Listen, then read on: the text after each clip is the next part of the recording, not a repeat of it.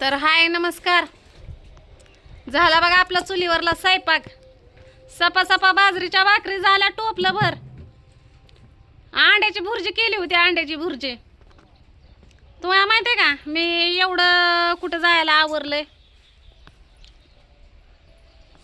एवढं म्या तुम्हाला सांगितलंच होतं की आहे का नाही मला कुठं जायचंय म्हणून मी एवढं आवरलेलं आहे.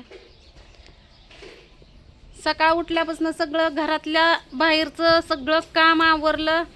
स्वयंपाक केला, भांडी घासली, आता राहिलंय फक्त धुणं धुयचं. सरपण सगळं आपलं संपलेलं आहे. हा बघा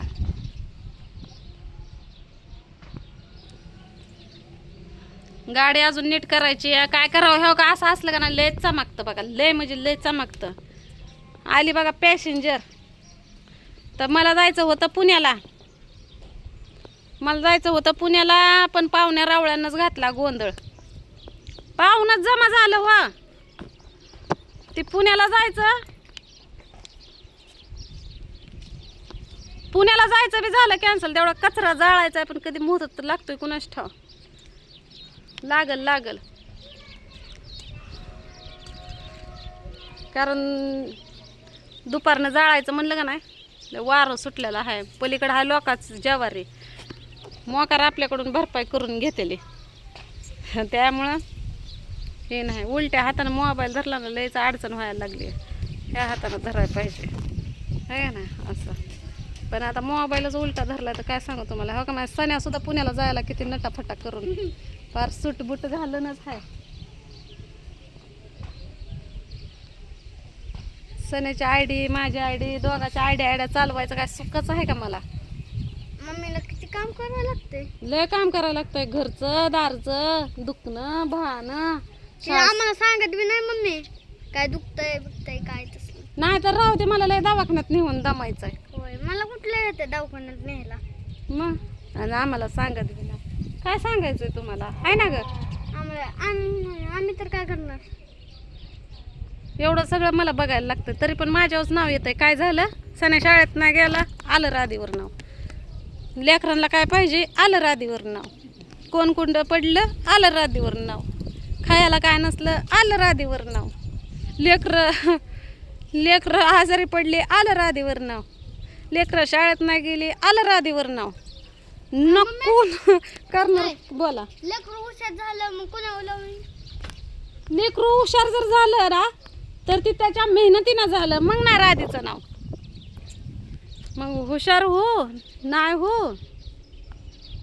हुशार नाही झालं की राधी नाही काय. मला राधी म्हणतो. ओय नाही बाबा. खरं सांग का आमच्या इकडली गावाकडची पोरं का लेकरं हसून खिळून मस्तपैकी शाळा बिळा शिकून त्यांच्या पायावर उभी राहतात या आहे का नाही. पण खरं बालपण का नाही आमच्या इकडचीच लेकरं जगते ती. त्यांना ट्युशन नाही. सरकारी शाळेत जाणार तिथं म्हणणार नाहीत को आज का तेल लावलं नाही, आज शिंबूडच का काढला नाही, काय झालं सुट्टी घेतल्यावर कोण काय म्हणणार नाही. आणि त्यातमध्ये सगळं शिकाय भेटतंय. इंग्लिश मराठी सगळं आहे का ना पिल्या. अगं पण मॅडम होते तेव्हा असं वाटतच नव्हतं. ती काय मराठी शाळा असं वाटतं एकदम मोठी हायस्कूल काय कोणची का इंग्लिश मीडियमची शाळा तशीच वाटतंय पवार मॅडम होते तेव्हा. पण आता सर बदलल्यात ना त्यामुळं सण्याचं जरा मला लय वाईट वाटतं या. आणि गाडी नसल्यामुळं पण अजून जास्तच वाईट वाटतं या. आणि तेव्हा मग म्हणतो मी सायकलवर जातो पण हायवे रोड आहे. मोठ्या ट्रक आहे त्या इष्ट्या आहे. तुम्हाला तर माहिती नसेल पण इष्टीवाले कसे गाडी चालवतात ट्रकवाली कशी गाडी चालवतात आणि बारक्या टू व्हीलरवाली तर मारण्याचे फास्ट. मग मला सायकल येत नाही चालवायला, मला गाडी येते. तर गाडीचं सगळं आता काय ते रोजच नाही सांगून चालत. सण्याला म्हणलं आता ही आहे काय म्हणतात ते 26 जानेवारी हां आणि आम्हाला पुण्याला जायचं म्हणून आज एवढी तयारी ही केली होती. तर आमची मोठी बहीण आणि आम्ही जाणार होतो पण तिच्या इकडं कोणतरी वारलं त्यामुळं ती कॅन्सलच झालं. कारण तिला कोणतरी म्हणलं वाटतं की जेव्हा सुताक पडतं ना तेव्हा पाहुण्या रावळ्याकडे जायचं नसतं. आणि आम्ही चाललो आहे आमच्या आजीला भेटायला. ती आजी लय आजारी आहे. आजारी म्हणजे आता थकली आहे. आजारी काय नाही पण थकली आहे. तिला ऐकाय येत नाही बोलाय येत नाही काय नाही. खाणं पिणं काहीतरी कमी झालंय वाटतं. मग आज आमचं जायचं फिक्स झालं होतं, तर रात्री कोणतरी वारलं वाटतं या. मग सगळी म्हणले सुटकाच जात नाही ते तुम्हाला 3 दिवस हे ते. मग कॅन्सल झालं. मग सोमवारी जाऊ म्हणली. मी म्हणलं आता सोमवारी आहे 26 जानेवारी. आणि हो का मी तर नटून खटून बसली मस्तपैकी. फोन आला हेच झालं. आणि पुन्हा मग तरी पण मी म्हणलं होतं माझी मी जाऊन येते. म्हणलं तुला नाही जाणं होत तर तू नको जाऊ म्हणलं, माझी मी येते जाऊन. तर सकाळी अजून पाहुणे टपकले. म्हणजे ती पण रात्रीच आली होती, पण सकाळी त्यांना घालवायचं होतं. सकाळी त्यांना घालवलं.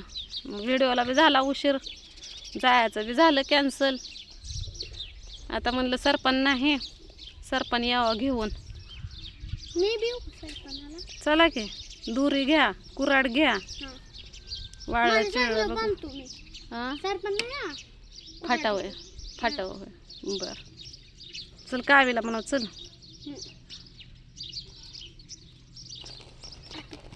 सण्याचा एक चॅनल मी ठेवलाय की खोलून. आता सध्या तर मी चालवते. तुझं चॅनल सनी भालेराव. अगं मम्मी तुला सांग हो का, एवढं भाजली भाकरीची वाप मला. धड असं बी करा येत नाही आणि असं बी करा येत नाही. चुलीपाशी बसल्यावर तर लयच वाफ लागते. हे दिसतंय का तुम्हाला? बाबा एवढं वाफ लागले. आणि सकाळी कुकर घासताना तर ह्याच्यातच ते ही घुसलं. हो का, मलम लावला का आता तुम्हाला अंधकत दिसत असन. एवढं भाजलंय अंगठ्याला.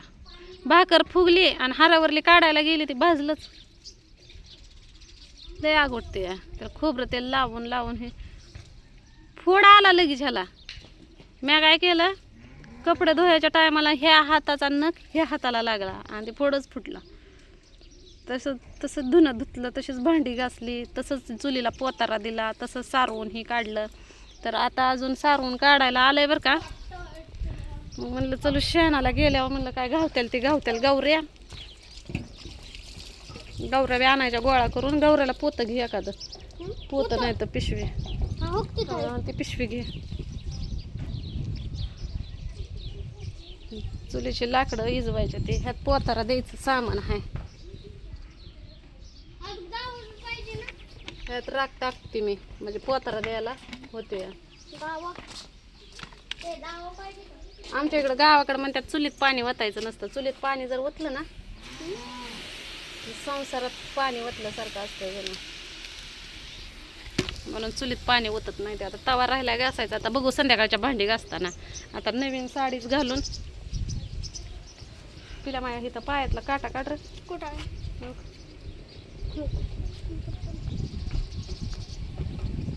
तिथं बघ. चुनं म्हणून काटा आहेत ना, ते लय झालेलं आहे. तर टोच त्यात धुणं धुवायचं पडलंय अजून. चला भेटू आता पुढल्या व्हिडिओमध्ये. निघालोय आम्ही सरपणाला. सरपणाचा व्हिडिओ तुम्हाला उद्याच्याला सकाळी बघायला भेटेल.